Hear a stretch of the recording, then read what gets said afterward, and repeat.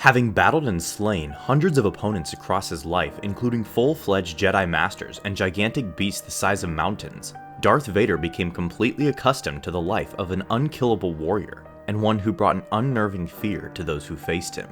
But there was one opponent in his life that returned the same fear the Sith Lord was known to bestow upon his victims.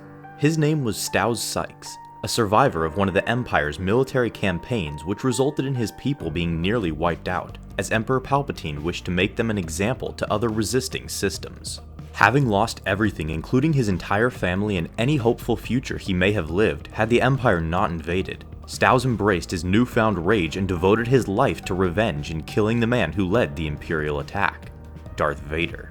With nothing else left living for other than revenge, Staus removed all forms of humanity he may have had to accomplish his sole goal of assassinating the Sith Lord.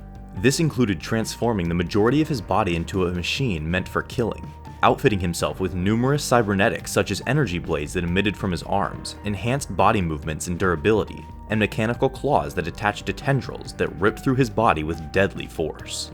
Following his cyborg augmentations, Staus became a ruthless bounty hunter under the alias Awaru Tark, achieving a high reputation enough to be added to Vader's personal list of hunters he wished to employ in the capture of Han Solo and Leia.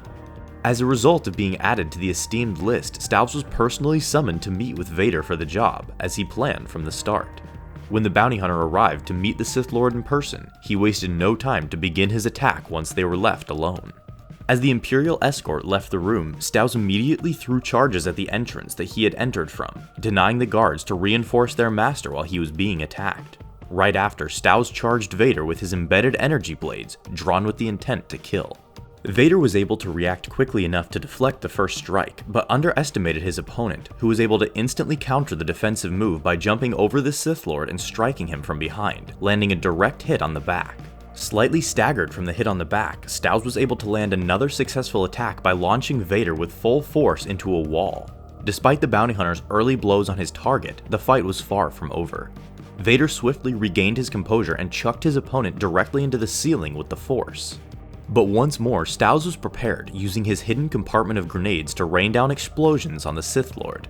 This attack allowed the assassin to get closer to Vader, but before he could continue his assault with his energy blades, his arms were grabbed and stopped in their tracks. During this standoff, Vader decided to peer into his attacker's mind, hoping to take control of it with the dark side of the Force. It was at this moment when the Sith Lord realized the true evil he was facing, the endless pit of hate and rage that overflowed within his opponent. Through the Force, Vader saw the true lengths Staus had gone through in this act of revenge, the devastation he felt over losing everything he loved, and the deep hate it quickly had turned to, one that matched and even perhaps surpassed his own. Such overwhelming hatred the two emitted was able to stun both of them as it paralyzed their linked brains, leaving the two simply facing each other without movement.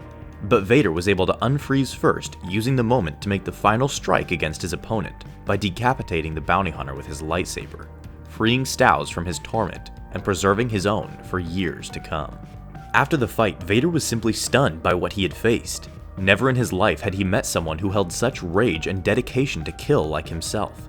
It shook him to the core to feel the same dread he himself had imposed on his countless victims throughout his life as a Sith Lord.